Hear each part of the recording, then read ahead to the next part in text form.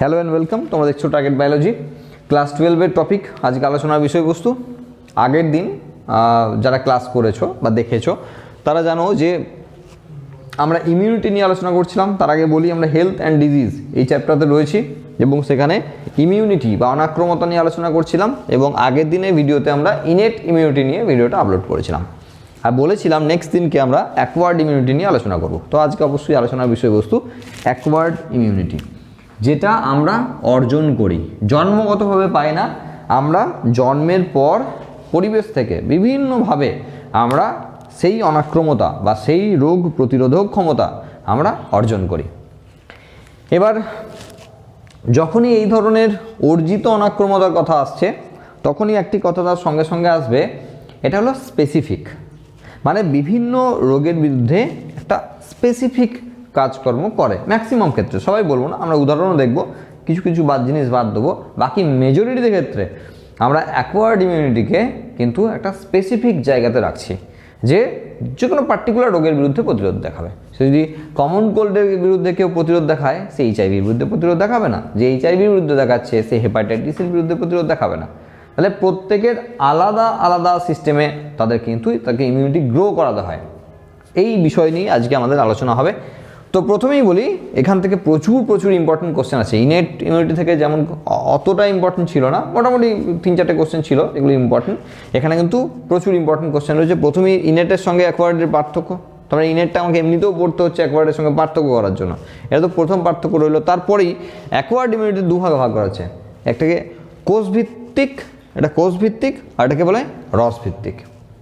তো কোষভিত্তিক ও রসভিত্তিক অনাক্রমতার পার্থক্য লাগো, আবার একটা ইম্পর্টেন্ট কোশ্চেন, এইটা খুব 12-এ খুব আসে। তাহলে এই জায়গায় কিন্তু আমাদের বিষয়গুলোকে খেয়াল রেখে যেতে হবে। তো দেখো, আমরা আলোচনা শুরু করি সেল মিডিয়েটেড,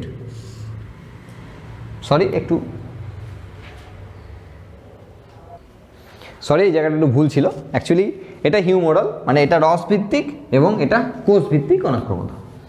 রসভিত্তিক অনাক্রমতা যারা দেয় তাদেরকে বলা হয় বি লিম্ফোসাইট, কোষভিত্তিক অনাক্রমতা যারা দেয় তাদের নাম টি লিম্ফোসাইট।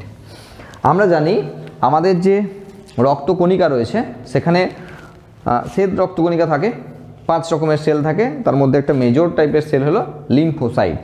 সেই লিম্ফোসাইটের কোষের কথা বলা হচ্ছে এবং এই লিম্ফোসাইট কোষ আমরা জানি কোথায় আছে, সেটা হলো আমাদের ক্ষেত্রে যে বড় বড় হাড় রয়েছে সেই হাড়ের ক্ষেত্রে যে বোন ম্যারো রয়েছে, সেই হাড়ের ক্ষেত্রে বোন ম্যারো বা যে অস্থি মজ্জা রয়েছে, সেই অস্থি মজ্জা মানে মাঝে যে এখানে ক্যানেলের মতো পাবো সেই জায়গাতেই কিন্তু অ্যাকচুয়ালি রয়েছে বোন ম্যারো বা অস্থি মজ্জা। সেখান থেকে যত রকমের রক্তকণিকা সব তৈরি হয়, মানে এই বোন ম্যারো থেকে তৈরি হয়। তাহলে উৎপন্নের জায়গা কিন্তু সবারই এক, সেটা বি লিম্ফোসাইটই হোক আর টি লিম্ফোসাইট হোক, উৎপত্তির জায়গা কিন্তু একই, সেটা হলো আমাদের যে বোন ম্যারো বা অস্থি মজ্জা রয়েছে সেই অস্থি মজ্জা। এবার বিষয় হলো, যখন টি লিম্ফোসাইটের কথা বলছি, এরা ম্যাচিওর করে এসে থাইমাস গ্ল্যান্ডে, সেই জন্য নাম হয়েছে টি, থাইমাস গ্ল্যান্ডে। মানে এখানে বোন ম্যারো থেকে তৈরি হলো, বোন ম্যারো থেকে তৈরি হওয়ার পর থাইমাস গ্ল্যান্ডে এসে ম্যাচিওর করলো, তো তাদেরকে আমরা টি লিম্ফোসাইট বলছি। সেল মিডিয়েটেড কেন বলছি, তার কারণ এখানকার টি লিম্ফোসাইট সেল নিজেরাই ইমিউনিটি প্রদান করে, টি লিম্ফোসাইট সেল নিজেরাই রোগ জীবাণু ধ্বংস করতে ইনভলভ হয়, সেই জন্য তাদেরকে কোষ ভিত্তিক বলা হচ্ছে। কোষরাই মানে ইনভলভ হচ্ছে রোগ প্রতিরোধ ক্ষমতায়।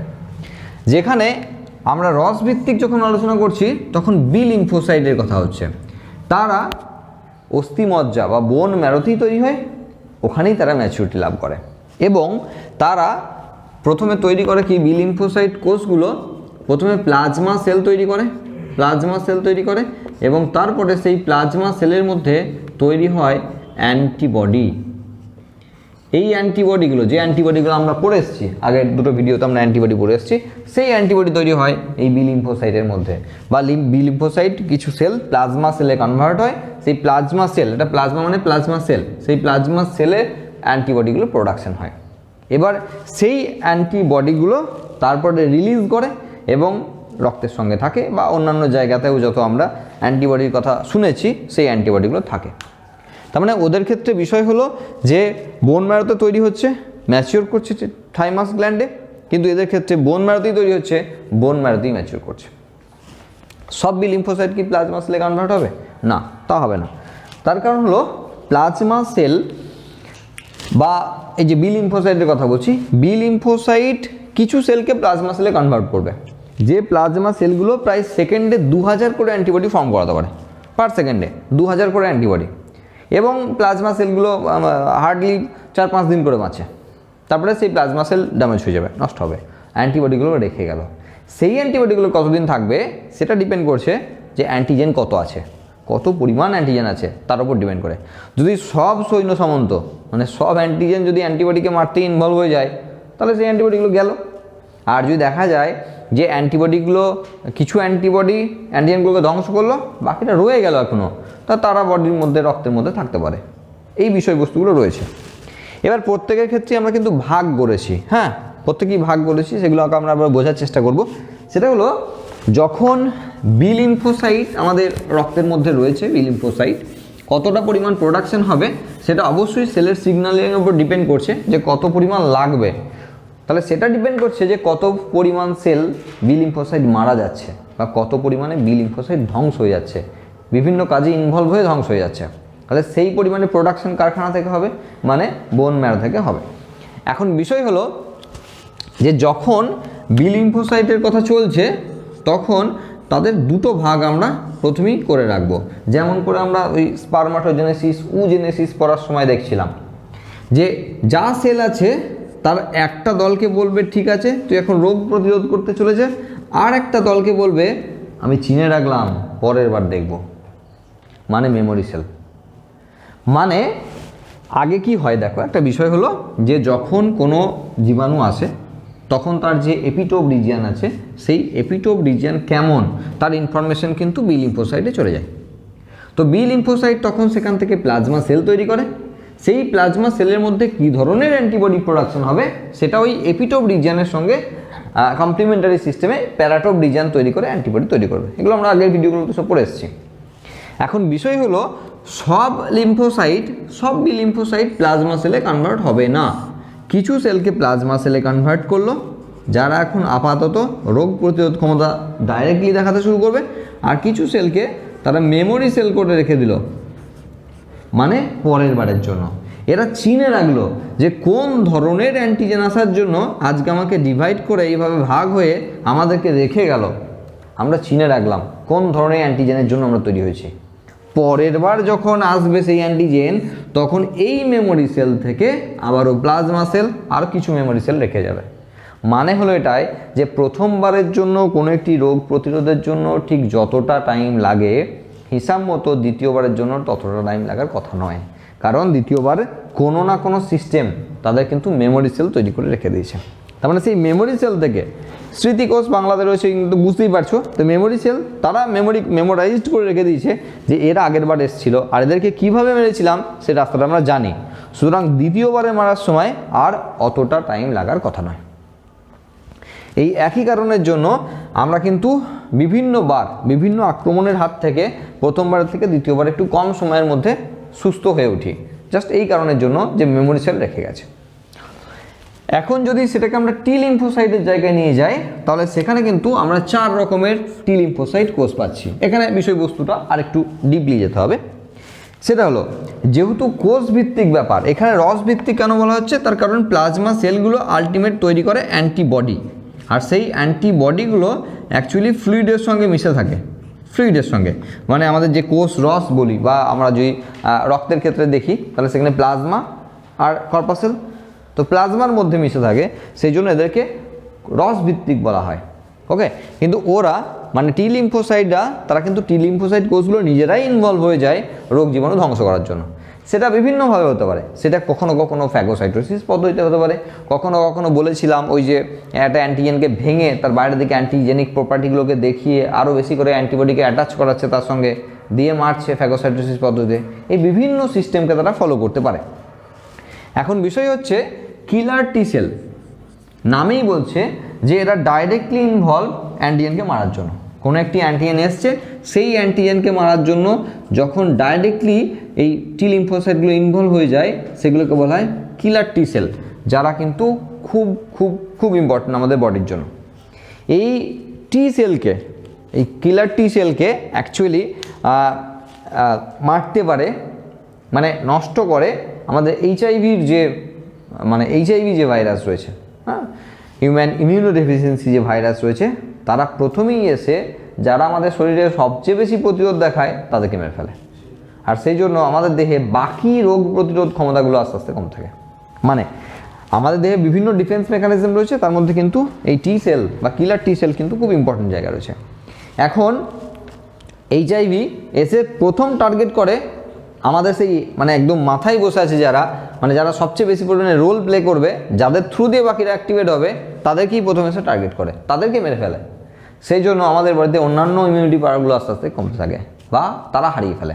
তো মেন জায়গায় এসে টার্গেট করে দিয়েছে, প্রথমেই ওদেরকে মেরে ফেলছে এসে। আর সেই জন্য ইমিউনো ডেফিসিয়েন্সি ভাইরাস, যারা আমাদের বডিতে ইমিউনিটির ডেফিসিয়েন্সি বা অভাব ঘটাবে, তার ফলে মৃত্যু হবে। মানে অ্যাকচুয়ালি এইচআইভি যা করলো সেটা থেকে হবে না। এইচআইভি আক্রমণ হওয়ার পর সাধারণ ঠান্ডা লাগাতেও হয়তো মরে যাবো কোনোদিন, কারণ আমাদের দেহে রোগ প্রতিরোধ ক্ষমতাটা পুরো ড্যামেজ করে দিয়েছে। এটা হলো করে। এবার দেখো পাশাপাশি আমরা বলছি সাপ্রেসার টি সেল, নামে বলা আছে সাপ্রেসার, মানে কিছু একটা সাপ্রেস করে রাখে। কি সাপ্রেস করে রাখে? সেটা হলো এদের কাজ হলো অ্যান্টিজেনকে মারা। কিন্তু আমাদের শরীরে এমন অনেক উপকারী অ্যান্টিজেন রয়েছে যাদেরকে মেরে ফেললে খুব সমস্যা হয়ে যাবে। যেমন আমরা ব্লাড গ্রুপ নির্ণয় করতে গিয়ে দেখেছিলাম যে আরবিসির গায়ে রয়েছে অ্যান্টিজেন এবং তার উপর বেস করে প্লাজমাতে রয়েছে অ্যান্টিবডি, যার উপর নির্ভর করে এবিও ব্লাড গ্রুপ সিস্টেম হয়েছিল, ওই অ্যাগ্লুটিনোজেন আর অ্যাগ্লুটিনিন। তো ওদেরকে খারাপ ভাবলে হবে না, ওরা আছে বলে আমাদের বডিগুলো স্পেসিফিক সিস্টেমে চলছে। তার মানে আমাদের বডিতেও কিন্তু অনেক অ্যান্টিজেন আছে যারা আমাদের বডিতে অনেক গুরুত্বপূর্ণ কাজ করছে। এখন যদি সবাইকে কিলার টি সেল গিয়ে যদি সব অ্যান্টিজেন কি মেরে ফেলবো বলে, তাহলে খুব মুশকিল আছে। সেই জন্য বাঁচিয়ে রাখতে হবে।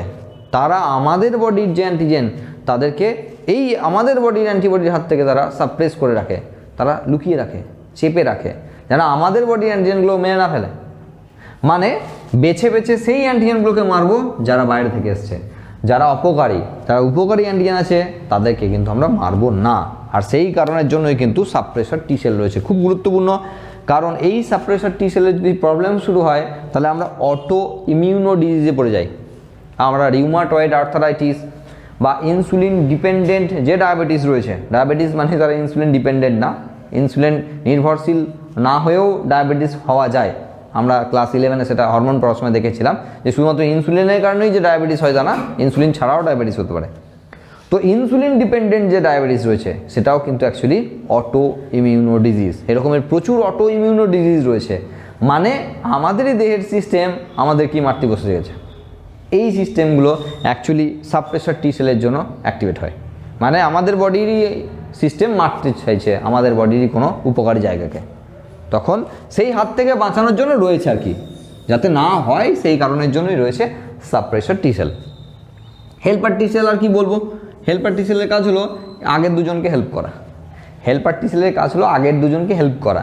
তারা টাইমে টাইমে যদি সেল কম পড়ে তাহলে কিলার টি সেলে কনভার্ট হতে পারে, সাপ্রেসার টি সেলে কনভার্ট হতে পারে, একবারে লাফিয়ে গিয়ে তারা অ্যান্টিবডি প্রোডাকশনে কখনো কখনো যেতে পারে। যাই হোক, অত কিছু দরকার নাই। সেটা হলো হেল্পার টি সেল, যাদের কাজ হলো এদেরকে হেল্প করা, যারা কাজগুলো এরা সুষ্ঠুভাবে পরিচালনা করতে পারে। লাস্ট রয়েছে সেই একই কথা মেমোরি সেল, যেমন এর ক্ষেত্রে পড়েছিলাম ওর ক্ষেত্রেও তাই বলছি, মেমোরাইজড করে রাখা। তাহলে প্রথমবারের জন্য যে রোগ জীবাণু এলো, যেভাবে তারা ধ্বংস করলো সেই প্রসেসটা তারা শিখে রাখলো, বা বলতে পারি যারা এলো তাদেরকে চিনে রাখলো যে পরের বারে আসবি আমি দেখবো কী করে এইভাবে অ্যাটাক করতে পারিস। কারণ তার আগে থেকেই তারা সৈন্য সামন্ত রেডি করে রাখবে, যেন প্রথমবারে যে বিপদটা হয়েছিল সেই বিপদটা যেন পরের বার এত সহজে বিপদটা না হয়। আর সেই জন্যই কিন্তু মেমোরাইজড করে রাখার ব্যাপার রয়েছে। তার মানে এখানে বি সেল টি সেল দুজনাই কিন্তু মেমোরাইজেশনের জায়গায় কিন্তু যাচ্ছে, তাহলে পরের বারে যাতে খুব তাড়াতাড়ি আক্রান্ত না হয়। তো এখানে এরপর আমরা অ্যাকোয়ার্ড ইমিউনিটি কত ধরনের হতে পারে সেটা নিয়ে ভাগ করব। গুলিয়ে ফেলবে না যে আগে জিনিসটা রেখেছিলাম আবার মুছে দিয়ে আবার এটা আবার চলে এলো সেই ছকে।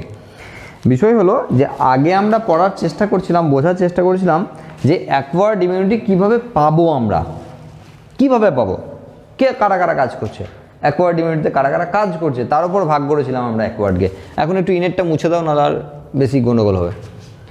আর এখন আমরা পড়তে চলেছি যে অ্যাকোয়ার্ড ইমিউনিটি হয় কত রকমের। ওকে, দেখো প্রথমেই এখানে বলা হচ্ছে অ্যাক্টিভ আর প্যাসিভ। আমাদের এখানে 12-এর জন্য খুব ইম্পর্টেন্ট জায়গা রয়েছে।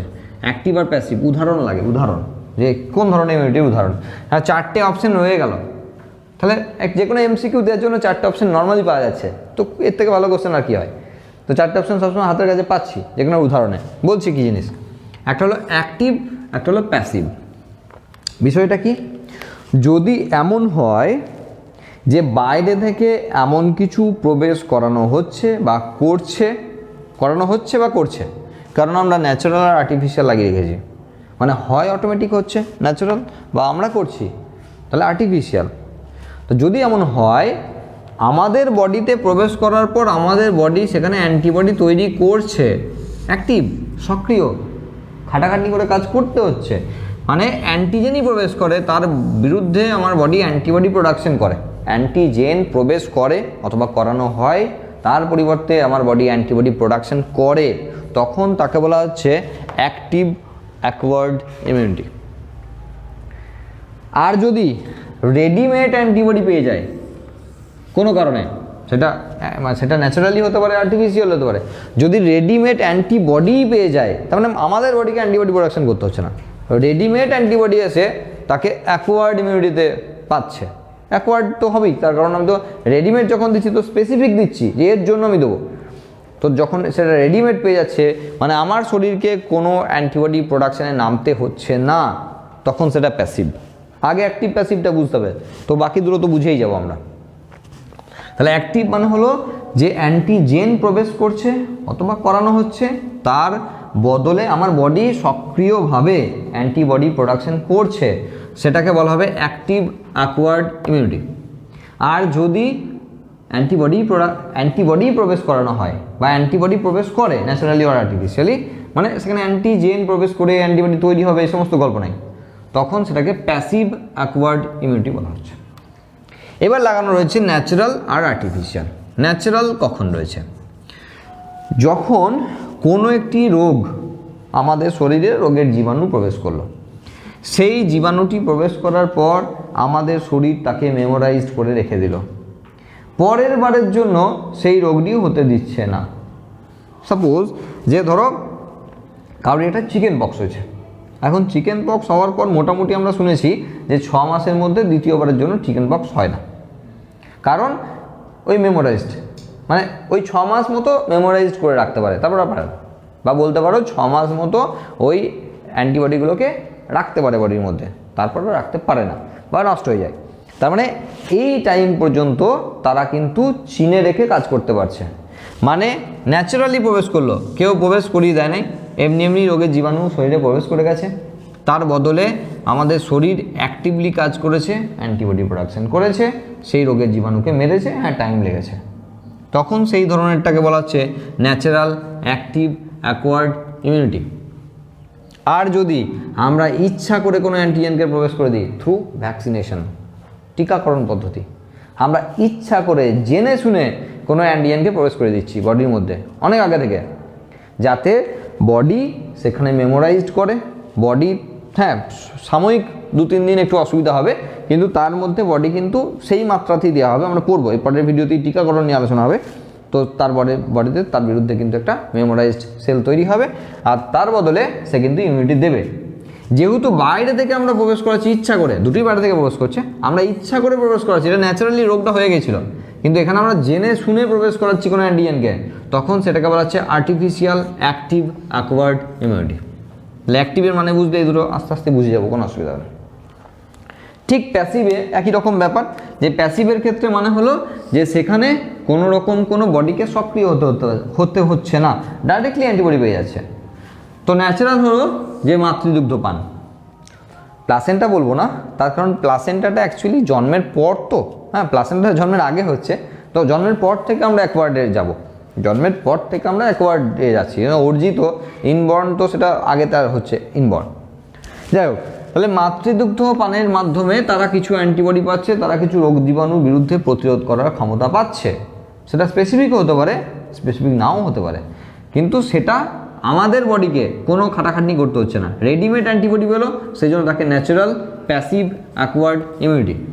ন্যাচারাল মানে মায়ের কাছ থেকে পাওয়াটা ন্যাচারালি বলা হয়। হ্যাঁ, মাতৃত্ব একটা স্তন্যপায়ী প্রাণী, সে ব্রেস্ট ফিডিং করবেই, তো সেক্ষেত্রে সেটা ন্যাচারাল ব্যাপার। ওকে, আর্টিফিশিয়াল যখন রেডিমেড অ্যান্টিবডি দেওয়া হয়, একদম রেডিমেড অ্যান্টিবডি দেওয়া হবে, যেমন অ্যান্টিভেনাম দেওয়া হয়। সাপে যখন কামড়ায়, সাপের বিষের বিরুদ্ধে যদি বডিকে নিজে নিজে প্রতিরোধ করতে দেওয়া হয়, ততদিন মরে ভূত হয়ে যাবে। তো এটা সম্ভব নয়, কারণ এমার্জেন্সি একদম। তাহলে কোনো কোনো সাপের 5 মিনিটের মধ্যে মারা যাবে, কোনো কোনো সাপের আধ ঘন্টার মধ্যে মারা যাবে। হ্যাঁ, 2-3-4 সেকেন্ডে মারা যাওয়ারও সাপ আছে, তাদেরকে নিয়ে আলোচনা করে লাভ নেই, কারণ এখানে কোনো ব্যবস্থাই নেই। তো অ্যান্টিভেনাম দেওয়া হবে নির্দিষ্ট সাপের বিষের বিরুদ্ধে কাজ করতে হবে। সাপটাকে আগে জানতে হবে কোন সাপ। তা টেস্টিংয়ের আগে যদি বলে দিতে পারে যে কোন ধরনের সাপ ছিল, বা নাম জানতে পারলে আরও ভালো হয়, যে পার্টিকুলারলি বলতে পারছে যে ওই সাপই ছিল আমি জানি, তো আরও ভালো হয়। তাহলে অ্যান্টিভেনামটা খোঁজাই হয়ে গেল ডাইরেক্ট। নাহলে সাপের বিষটা নিয়ে এক্সামিন করতে হবে, তারপর অ্যান্টিবডিটা আসবে, মানে অ্যান্টিজেনটাকে ধরা হবে, তারপর অ্যান্টিবডিটাকে দেওয়া হবে। অ্যান্টিভেনাম আগে থেকে তৈরি করা থাকে। অন্যান্য প্রাণীদের দেহে সাপের বিষ প্রবেশ করিয়ে, ঘোড়া টোড়া এসবের ক্ষেত্রে প্রয়োগ করা হয়। সাপের বিষের বিরুদ্ধে অ্যান্টিবডি প্রোডাকশন করে রাখা হয়। সেই অ্যান্টিবডিগুলো রেডিমেড ফাইলের মধ্যে পাওয়া যায়, ওষুধের, মানে ডাইরেক্টলি না, ওষুধের দোকানে না, বিভিন্ন জায়গাতে পাওয়া যায়, মেডিকেল স্টোরে। সেই অ্যান্টিভেনামকে ডাইরেক্ট ইনজেক্ট করে দেওয়া হয়, মানে যারা অ্যান্টিবডি পাচ্ছে, বডিতে গিয়ে আবার ওইসব তৈরি করা কোনো ঝামেলা নাই। রেডিমেড অ্যান্টিবডি পেলো, তারা সঙ্গে সঙ্গে সাপের বিষের বিরুদ্ধে কাজ করতে শুরু করে দিল। তো যেহেতু আর্টিফিশিয়ালি দেওয়া হচ্ছে, সেই জন্য অ্যান্টিভেনাম হলো এখানে আর্টিফিশিয়াল প্যাসিভ অ্যাকোয়ার্ড ইমিউনিটি। তো এই 4 ধরনের ইমিউনিটি আমরা পেলাম। এইচএসের ক্ষেত্রে কোশ্চেনে থাকতে পারে, যে কোনো একটি উদাহরণ দেওয়া হলো যে সাপের বিষ নিম্নলিখিত কোনটির উদাহরণ। একটা দিল, দুটো দিল, 3 নম্বর, 4 নম্বর, 4টে দিল, তোমাকে একটা অ্যান্সার করতে হবে, যেমন এমসিকিউতে করতে হয়। এই বিষয়গুলো কিন্তু রয়েছে এখানে। এরপরেই এর সঙ্গে একটা টপিক রয়েছে অ্যালার্জি। আমরা সবাই জানি অ্যালার্জি সম্পর্কে আমাদের পরিচয় সবারই সঙ্গেই আছে, কারণ আমরা বিভিন্ন বিষয়ে আমাদের বডি অ্যালার্জি দেখিয়ে থাকে। ব্যাপারটা কি? কেউ কেউ বেগুন খেলে, কেউ কেউ ডিম খেলে, কেউ কেউ চিংড়ি মাছ খেলে, এই ধরনের বিভিন্ন রকমের, কারোর ধুলোতে অ্যালার্জি আছে, কারোর পোলেন গ্রেনে অ্যালার্জি আছে। এই বিভিন্ন সময় আমরা কিন্তু বিভিন্ন রকম সমস্যার মধ্যে পড়ি। তো আমাদের আলোচনার বিষয় হলো যে অ্যালার্জি হয় কেন। খুব সিম্পল ব্যাপার, সেটা হলো আমাদের বডির নয় এমন কিছু, মানে অ্যান্টিজেন, আমাদের বডির নয় এমন কিছু যখন আমাদের বডিতে প্রবেশ করে, তখন সেটা আমাদের দেহে কাউরির ক্ষেত্রে ব্যাপক পরিমাণে রেসপন্স দিতে শুরু করে, যখন তাকে আমরা অ্যালার্জি বলি। বিষয় হলো ধুলোবালি, ডাস্ট, মানে ধুলোবালি নাই বুঝলাম, পোলেন গ্রেনও নাই বুঝলাম, কিন্তু বেগুন, চিংড়ি মাছ, কাঁকড়া এগুলো কী দোষ করলো?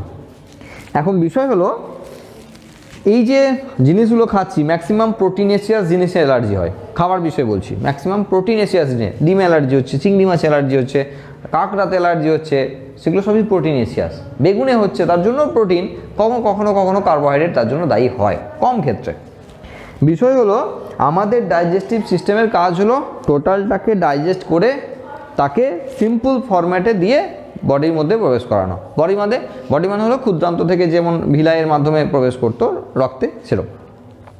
তার মানে বেগুনি খায়, চিংড়ি মাছি খায় আর কাঁকড়াই খায়, যদি সেটা আলটিমেট অ্যামাইনো অ্যাসিডে কনভার্ট হয়ে যায়, তাহলে সেটাকে অ্যাবজর্ব করতে কোনো অসুবিধা নেই। সেটাকে অ্যাবজর্ব করে রক্তে নিয়ে গেলে আলটিমেট কাঁকড়ারও অ্যামাইনো অ্যাসিড মিথিওনিন হলে যা মানে, আমারও অ্যামাইনো অ্যাসিডে মিথিওনিন তাই মানে। সেখানে আর বুঝি না যেটা কাঁকড়া থেকে এলো, চিংড়ি থেকে এলো, না সয়াবিন থেকে এলো, না মাংস থেকে এলো, বিষয় একই।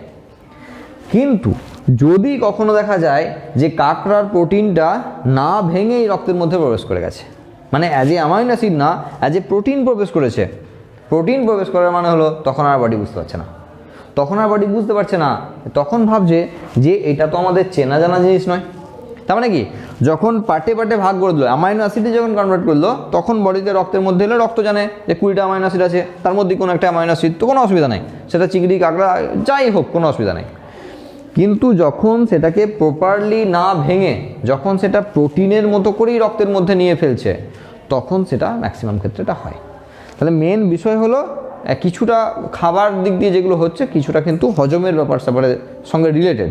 মানে ওই প্রোটিনগুলোকে ডাইরেক্টলি ভেঙে ফেলার মতো এনজাইম হয়তো আমাদের বডিতে নেই, মানে হজম করতে পারছি না এমন বলবো না, কিন্তু মানে মানে তাদের পেটের গোলমাল বা এই ধরনের কিছু হচ্ছে না, কিন্তু ডাইরেক্টলি এমনভাবে ভাঙছে যে ভেঙে টুকরো টুকরো করতে পারে না।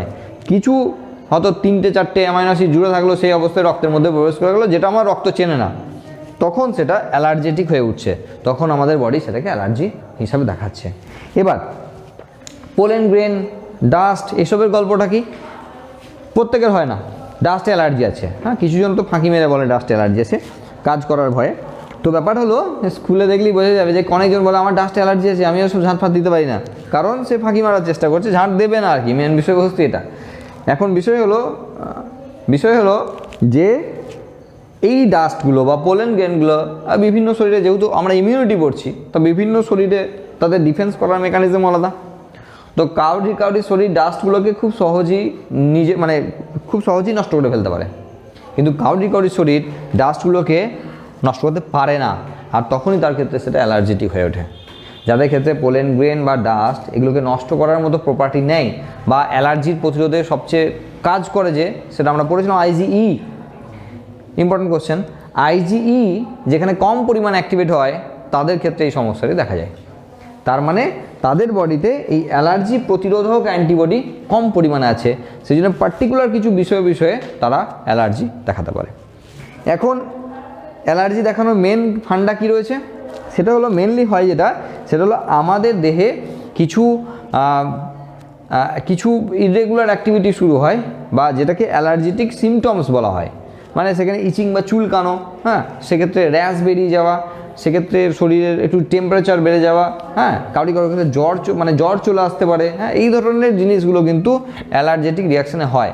এটা ডিপেন্ড করছে কার ক্ষেত্রে কী হবে, আর কোন কোন খাবারের ওপর বা কোন কোন জিনিসের ওপর হবে, সেটা প্রত্যেকের ক্ষেত্রে ভ্যারি করবে, এক হবে না। তার মানে সেখানে যেটা হয় সেটা হলো ব্লাড ভেসেলগুলো একটু ভ্যাসোডাইলেশন হয়, একটু বেড়ে যায়, এবং তার ফলে কিছু অ্যাক্টিভিটি দেখাতে শুরু করে, যাতে বডিকে এটাই বোঝায় যে কোনো একটা সমস্যা তো চলছে, সেই সমস্যা থেকে যাতে বাঁচানো যায় বডিকে, বা সমস্যা থেকে যেন সেই মানুষটি একটু ইনফর্মড হতে পারে, সেই কারণের জন্যই অ্যালার্জেটিক রিয়াকশানগুলোকে দেখানো, যে ওটাকে জানান দেয় যে বডির মধ্যে কিছু একটা সমস্যা হচ্ছে, তাকে সারিয়ে তোলা হোক কোনোভাবে। তো এই মোটামুটি অ্যালার্জি সম্পর্কে সংক্ষিপ্ত একটা ধারণা। প্রাইমারি রেসপন্স, সেকেন্ডারি রেসপন্স অন্য কিছু না, সেটা হলো বডি কোনো একটা রোগের বিরুদ্ধে যখন প্রথমবারের জন্য রিয়াকশন দেখাচ্ছে, প্রথমবারের জন্য রেসপন্স দিচ্ছে, সেটাকে প্রাইমারি রেসপন্স বলা হয়। যদি সেকেন্ড টাইমে কখনো অ্যাটাক করেছে, মানে 1 মাস পর আবার অ্যাটাক করেছে, তখন যে সমস্ত রেসপন্স দিতে শুরু করছে সেটাকে সেকেন্ডারি রেসপন্স বলা হয়। মানে কোনো একটা জীবাণু প্রথমবারের জন্য প্রবেশ করলো, বডি অ্যাক্টিভেট হলো, বডির সমস্ত দিকে টি বি সবাই লিম্ফোসাইট মিলে বা ফ্যাগোসাইটোসিস সেল মিলে সবাই মিলে কাজ করতে শুরু করলো, দিয়ে মেরে ফেললো। তো প্রথমবারের জন্য যত ঘটনাবলী ঘটলো সেগুলো সব প্রাইমারি রেসপন্স। এবার 1 মাস পর আবার ঢুকেছে, দিয়ে এবার মেমোরি সেল তারা এবার চেষ্টা করছে বিভিন্নভাবে অ্যাটাক করা, হ্যান করা, সেটা কিন্তু সেকেন্ডারি রেসপন্সের মধ্যে পড়ে। এটা এমন কিছু মেজর ব্যাপারও নয়, কোশ্চেনের কিছু নয়, এটাকে জাস্ট একটা ইনফরমেশন হিসেবে জেনে রাখা। হ্যাঁ, আর একটা কোশ্চেন থাকে SCID, এইডস, এরকম দুটো টার্মও থাকে। সেটা হলো কিছু ক্ষেত্রে সেভারেল ডিজিজের ক্ষেত্রে রেসপন্স দেখাতে শুরু করে, বা কিছু এক পার্টিকুলার একটা গ্রুপের রোগের বিরুদ্ধে বডি রেসপন্স দেখাতে পারে না। অ্যাকোয়ার্ড ইমিউনিটি ডেফিসিয়েন্সি সিনড্রোম, সেখানে কিন্তু আমাদের বডিতে পার্টিকুলার একটা রোগের বিরুদ্ধে, HIV-র বিরুদ্ধে, তখন সেটাকে দেখাতে সক্ষম হয় না, তখন কিন্তু এই টার্মগুলো একটু লাগে, মানে অন্য কিছু না, এইডস বা SCID এগুলোর ফুল ফর্ম একটু লাগে, তো সেগুলো আমরা একটু জেনে রাখার চেষ্টা করব। তো এই মোটামুটি অ্যাকোয়ার্ড ইমিউনিটি নিয়ে আলোচনার বিষয়বস্তু ছিল। যদি কোনো ডাউট থাকে কমেন্ট বক্সে কমেন্ট করে জানাবে। লাইক কমেন্ট তো নর্মালি করছো, আরও বেশি করে লাইক করো যদি ভালো লাগে, এবং শেয়ার করো প্রচুর। যদি নতুন হও তাহলে সাবস্ক্রাইব করো, পাশে নোটিফিকেশন বেলটাকে অন করে রাখো, ডেসক্রিপশন বক্স ফলো করো, বিভিন্ন লিঙ্ক দেওয়া আছে, প্লেলিস্ট ফলো করো বিভিন্ন ভিডিও খুঁজে পাওয়ার জন্য, কমিউনিটি ট্যাব ফলো করো, সেখানে বিভিন্ন রকম নোটিফিকেশান পাওয়া যাচ্ছে। আর খুব তাড়াতাড়ি এবার ইউটিউবে স্ট্রিমিং হবে, লাইভ হবে, সেখানে আমরা আগে থেকে বলে দেবো পার্টিকুলার কোনো সাবজেক্টের কোনো টপিকের, মানে সাবজেক্ট মানে কোনো টপিকের সেখানে ডাউট যা থাকবে সেগুলো আগে থেকে রেডি করে রেখে সেই লাইভে তোমরা এসে সেখানে কিন্তু তার সমস্যার সমাধান করতে পারো। তো এই বিষয়বস্তুগুলো রয়েছে। নেক্সট ভিডিওতে আমরা ভ্যাকসিনেশন বা টিকাকরণ নিয়ে আলোচনা করব। ততক্ষণ পর্যন্ত ভালো থেকো।